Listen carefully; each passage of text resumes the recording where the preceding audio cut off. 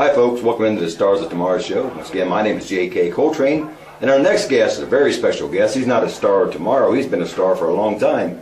One of the few people with longer hair than me that's been around longer than me. Welcome in, James Marvell. Well, hey, I wish you would have kept me as a star of tomorrow. Maybe I got another chance in this business. Oh, yeah. Like Jim Ed Brown said, I wish I could do it all over again. You're back in style again. Back in style again. That's what it is. Yeah, it's good to be here. And you are. How did you start out? How did you get your start in the business and Well, the history? well, J.K., it's a long story. I know. And it starts back in the days even before I met Keith Bradford. Can you believe I knew Keith Bradford over 40 years ago? 40 years ago. And I wouldn't tell her. I was in Florida, in Tampa, Florida, and there was a fella that played guitar.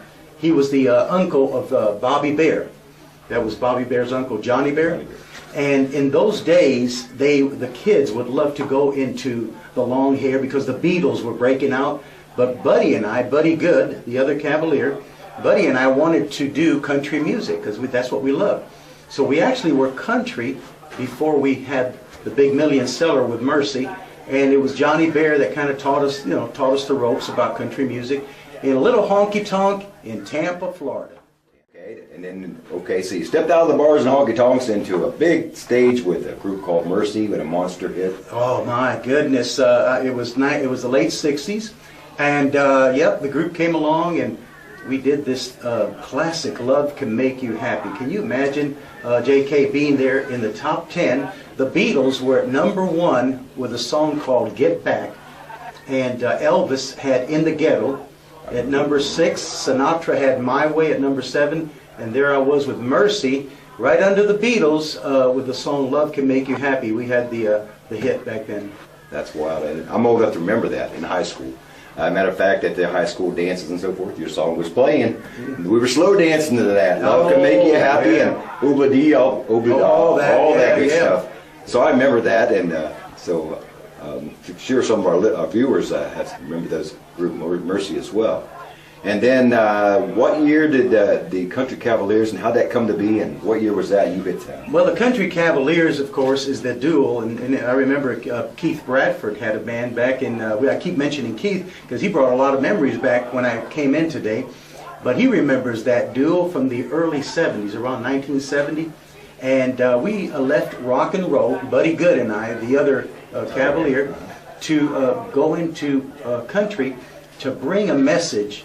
The purpose of our duel back then, the Cavaliers, was to try to reach the young people. They were drawn to long hair, right? And the parents would bring them to our shows.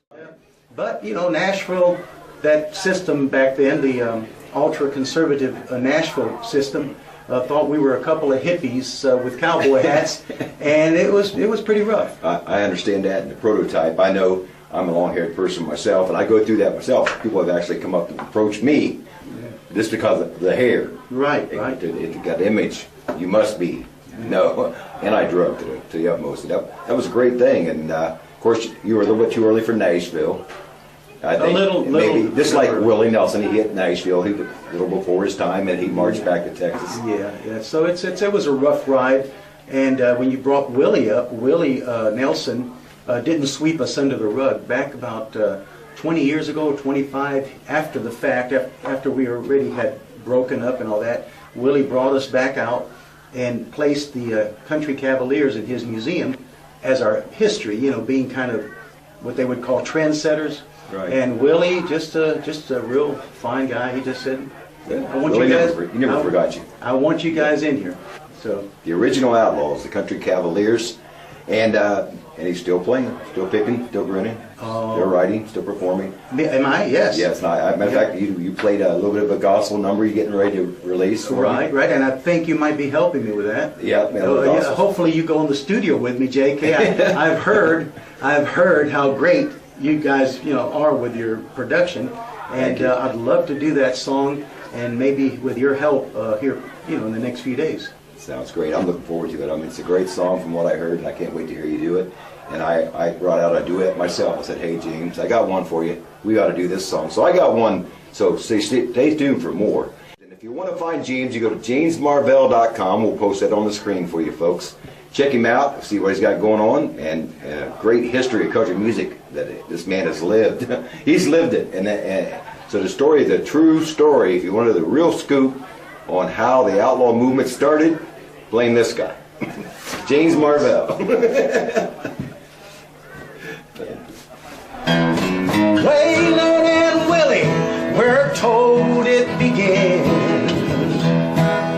Outlaws and paycheck, they were the trend. Long hair and country, those were the years. There were urban cowboys, outlaws, and cavaliers. Way back in 1964, I came a-singing, I was ignored, ahead of your time, cowboy, that's what I hear. There just ain't no room for a cavalier.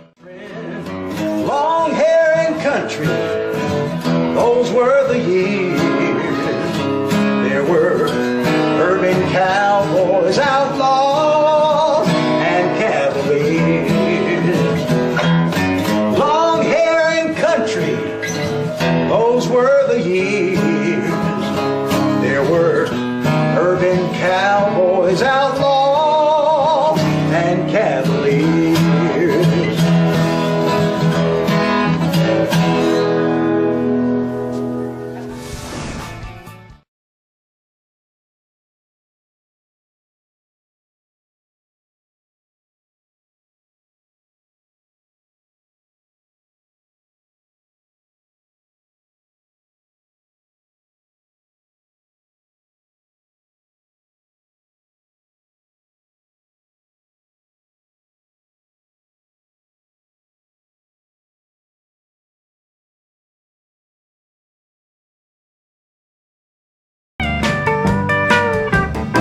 Don't make a party out of loving. We like holding hands and pitching wood. I'll sing that song one time. We don't grow our hair all long and shaggy You're telling a fib. like the hippies out in San Francisco do. So I'm proud to be an Okie from Muskogee, a place where even squares can have a ball.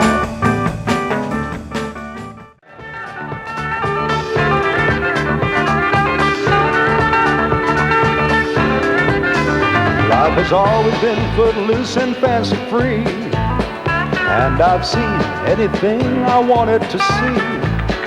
I just play my guitar and sing my song, and the right things that I do outweigh the wrong. From the melody of life I've taken my song. It's given me a reason to know that I belong. I'm so glad to be alive. I've got my mind satisfied.